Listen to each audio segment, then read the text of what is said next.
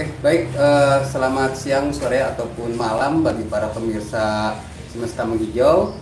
Hari ini adalah hari yang spesial. Kita bertemu dengan masyarakat mitra masyarakat api, Pak Asep ya. Masyarakat peduli api. Sebelum mungkin kita mulai wawancara kita untuk bercerita mengenai apa sih masyarakat peduli api dan apa yang sudah mereka lakukan. Kita beri kesempatan dulu untuk perkenalan ya Pak Asep ya, kepada narasumber kita. Silakan Pak. Baik, terima kasih kepada Bapak Presiden bahwa perkenalkan nama saya Sugianto. Kebetulan saya bertugas sebagai Ketua MPA Kota Singkawang khususnya di Kelurahan Roban, Kecamatan Singkawang. MPA ini adalah kelompok masyarakat yang dibentuk oleh kelurahan, yaitu masyarakat peduli api, khususnya di Kota Singkawang. MPA di Kota Singkawang ini sudah di Kelurahan Roban dibentuk pada tahun 2019 yang lalu. Selama kurun waktu 4 tahun, jalan ke 5 tahun, banyak kegiatan-kegiatan kami yang telah kami lakukan.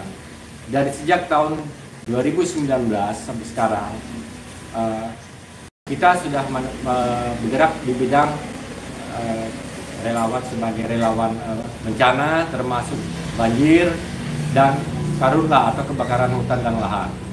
Pertama-tama di tahun 2019 kami dibentuk di bulan November sampai Desember. Kita dikasih bantuan oleh pihak pemerintah kota melalui kelurahan dan bantuan mesin dan sebanyak 13 pemadam kebakaran.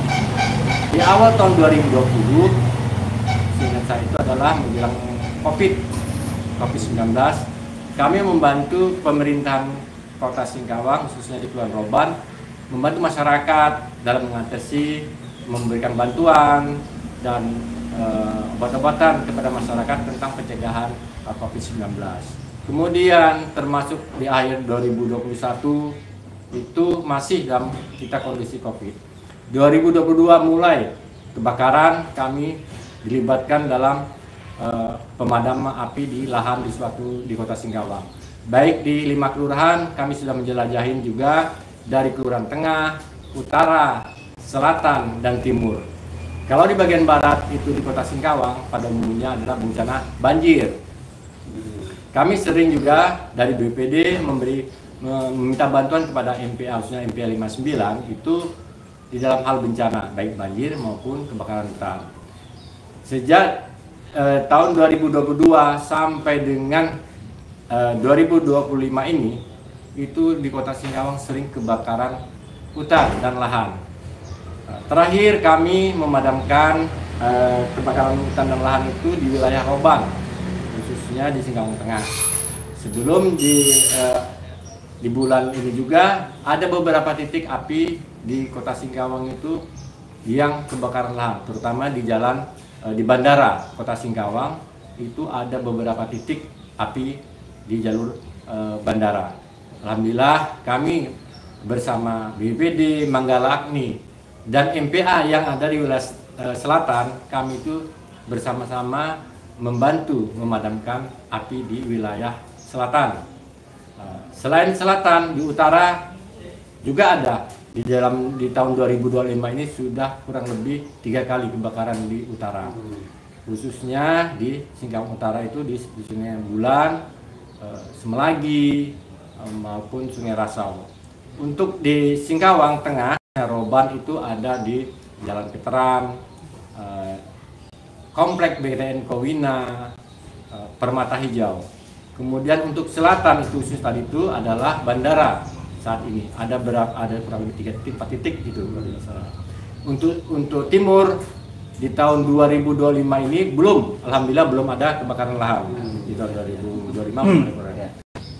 saya itu dulu. Baik, Pak, ini luar biasa ya, MPA dari namanya Masyarakat Peduli Api, yaitu salah satu ujung tombak kita ya, orang di lapangan ketika ada kebakaran hutan dan lahan. Karena mereka paling duluan ketemu dengan lokasi ya.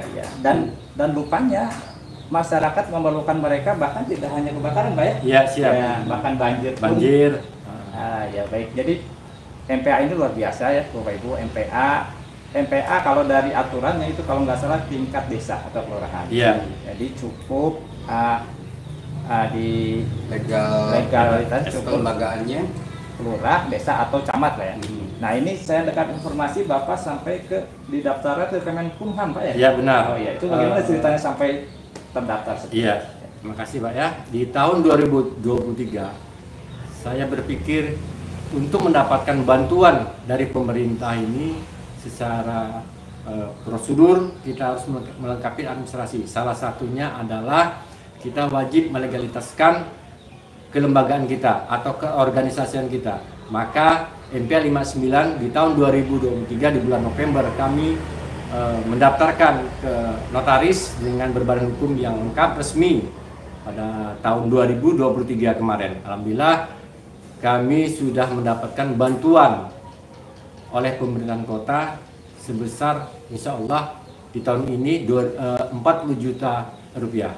Oh, jadi dengan pendaftaran Badan Hukum Kemenkumham artinya membuka peluang untuk bekerja sama dengan banyak pihak. Iya. Nah, dan biasanya ini sesuatu yang baru Pak Asep ya. Betul. Karena beberapa rekan-rekan kita, mitra-mitra kita MPA itu mereka memang baru sebatas camat, kepala desa ataupun mungkin ada juga yang sampai ke bupati atau gubernur ya. Tapi ternyata rekan-rekan semua dengan melegalisasikan kelembagaan MPA ini dalam bentuk badan hukum ya sampai ke Kemenkumham, ini membuka peluang mereka untuk bermitra ya Pak ya, betul. Gitu ya. Kebetulan juga kami di tahun 2023 kami mengajukan bantuan kepada pihak perusahaan di sawit di Kabupaten Sambas. Ini artinya kita udah lintas kabupaten meminta bantuan. Alhamdulillah kita mendapatkan bantuan berupa peralatan nozzle 1 buah, itu alhamdulillah cukup lumayan Pak harganya. Jadi kita bersyukur kepada perusahaan itu yang telah memberikan bantuan kepada kami. Dan memang ketika kami masuk ke sini kita baru datang sudah dikagetkan, MPA punya ruang sekretariat yang luar biasa lah ya ini ya. Nah ini mungkin salah satu dari itu tadi ya kemitraan ya. Selain ruangan yang sangat representatif nih ya untuk pertemuannya, apalagi yang sudah dimiliki. Di tahun 2024 kemarin kami mendapat bantuan 1 buah tosa, kemudian 1 buah mesin rumput, kemudian sebanyak 20 buah sepatu boot untuk lapangan dari pihak lurah. Ya, jadi anggota sekarang sudah memiliki semua sepatu. Jumlah anggota berapa sekarang nih Pak? Kalau saat ini dalam kelompok MPA sudah berjumlah 28 orang dengan wilayah RT yang bertetangga dengan RT 59. Jadi bukan awal RT 59 Pak ya? Iya. Nah, ini sekarang sudah di luar 59 bergabung. Nah, ini Pak, MPA ini kan awalnya lembaga non profit Pak ya, Iya. artinya tidak mencari keuntungan. Iya. Bagaimana ini rekan-rekan anggota ini nyaman bergabung, malah anggotanya sekarang bertambah Pak Asep ya. Iya. Itu apa sebenarnya kepuasan yang mereka dapatkan dengan bergabung dengan MPA ini Pak? Pertama, kepuasan bagi mereka adalah keterbukaan dalam satu organisasi, kebersamaan, kekeluargaan, itu yang membuat mereka betah dan mau bergabung ke MPA 59. Ini kan banyaknya MPA ya seluruh Indonesia dan mungkin kita juga sudah banyak berinteraksi dengan MPA ya. Iya. Hanya ini yang relatif lebih advance kalau lihat Bapak ini sampai ke Kemenkumham. Ini mungkin ada tips, trik atau harapan buat, karena misinya sama ya semua MPA itu ya. Ya sama. Bagaimana dia menjaga lingkungan, jangan sampai terjadi kebakaran, pencegahan ya. Kalau sudah terjadi bagaimana menanggulanginya ya.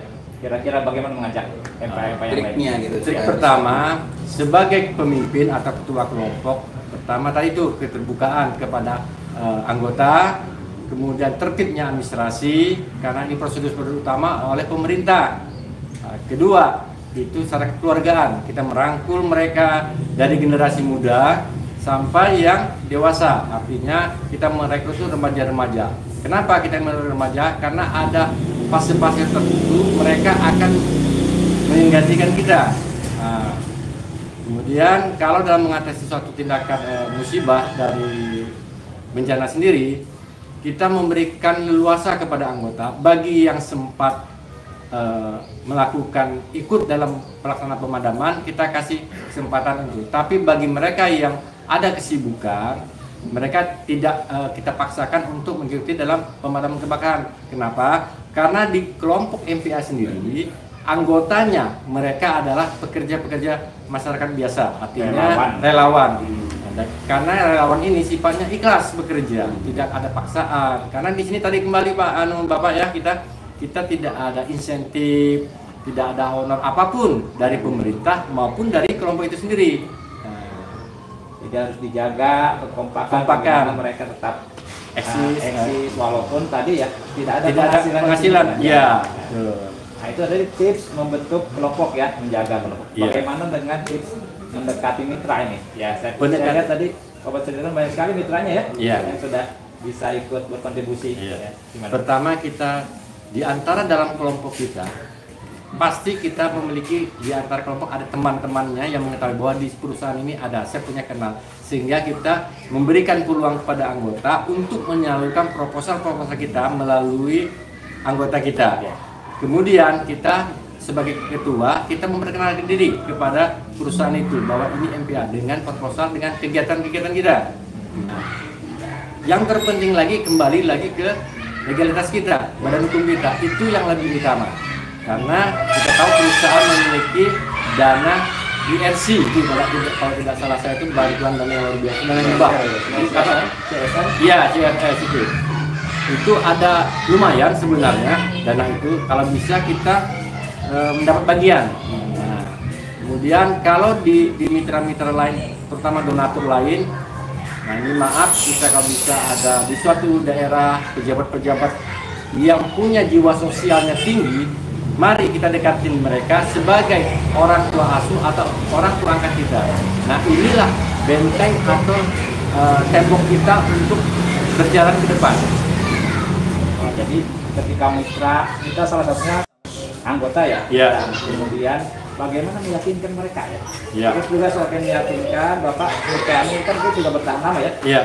Mereka agar tetap percaya terus pada MPA. Ya gimana? Itu pertama, setiap kegiatan apapun bentuknya kita wajib melaporkan kepada donatur atau mitra kita. Walaupun tidak minta ya mereka. Walaupun tidak minta, pada umumnya mereka tidak membutuhkan, tetapi kita yang harus memberikan informasi kepada beliau. Kenapa? Agar mereka tuh tahu bahwa MPA itu aktif, bahwa kejadian di sini ini. Akhirnya mereka menyadari dengan ada interaksi ini, mereka tambah yakin bahwa sesungguhnya kelompok ini benar-benar melaksanakan kegiatan relawan sosial membantu masyarakat. Yang mereka titipkan digunakan. Ya, siap, betul. Laporan itu sebagai bentuk pelaporan pertanggungjawaban kepada pihak mitra kita. Saya lihat mitra itu ternyata tidak hanya perusahaan aja Pak ya. Iya, betul. Dari foto-fotonya ini ada TNI, ada Polri, ada apalagi ini ada orang asing juga ini yang datang di sini. Saya cerita Pak, siapa saja selain perusahaan? Selain perusahaan, kami ada di Kota Singkawang ada Brigit, kemudian ada Kodim, kemudian ada Koramil. Nah, mitra-mitra ini kita bekerja itu secara ikhlas. Jangan berpikir pada satu kelompok kita mencari sesuatu tujuan tertentu. Ingat, apabila kita menginginkan sesuatu dengan niat tertentu, insya Allah itu akan gagal. Tetapi dengan ikhlasnya kita bekerja membantu suatu organisasi pihak mitra kita, insya Allah rezeki itu datang dengan sendirinya. Artinya kita jangan berpikir kita harus membantu dia nih nanti pasti dapat ini, tidak, jangan. Tapi mereka membutuhkan tenaga kita, mereka memerlukan kita bantu seadanya, semampu kita sebagai relawan. Bantu bekerja baik dulu ya. Iya, siap. Timbal baliknya dengan ikhlas insya Allah akan ada. Iya, benar. Usaha tidak akan jauh dari manfaatnya, hasilnya. Hasil tidak akan mengkhianati usaha. Iya. Baik, ini mudah-mudahan jadi inspirasi ya bagi rekan-rekan MPA di seluruh Indonesia bahwa lembaga ini masih terus bisa dikembangkan, kemudian mitra-mitra kita ini bisa dijalin kerjasamanya ya, dan rekan-rekan juga bisa memperkuat kelembagaan ya, bisa saling belajar. Mungkin nanti kami bisa menghubungi kami ya untuk berkonsultasi lebih lanjut ya. Kalau nanti kami bisa hubungkan kepada Bapak, rekan-rekan MPA di tempat lain yang akan memperkuat kelembagaannya. Jadi luar biasa sekali nih apa yang kita terima informasinya. Terima kasih kami sampaikan dan mudah-mudahan bisa menjadi pengalaman juga bagi rekan-rekan semua. Sumber inspirasi. Ya, sumber Ya. inspirasi. Luar biasa. Terima kasih Terima Bapak. Terima kasih Pak, terima kasih. Semoga waktunya. sukses terus, Pak. Amin, terima kasih. Terima kasih Pak.